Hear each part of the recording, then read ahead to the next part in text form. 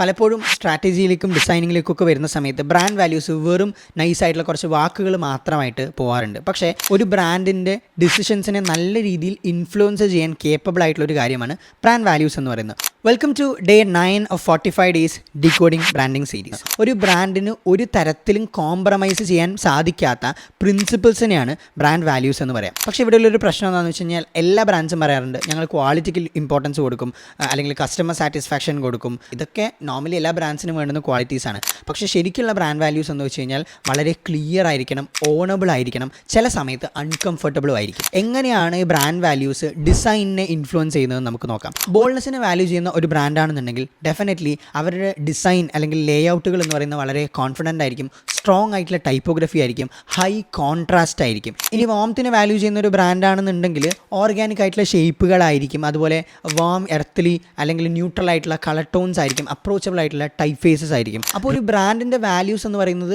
വളരെ സ്പെസിഫിക് ആണെന്നുണ്ടെങ്കിൽ അതൊരു വിഷ്വൽ ഫിൽട്ടർ ആയിട്ട് തന്നെ മാറും. അതുകൊണ്ട് ബ്രാൻഡിന് ഈ വാല്യൂ ഉണ്ടെന്ന് പറഞ്ഞാൽ മാത്രം പോരാ, ബ്രാൻഡിന് ആ വാല്യൂ ഉള്ളതായിട്ട് ഫീൽ ചെയ്യിപ്പിക്കുകയും കൂടെ വേണം. So see you on the next episode.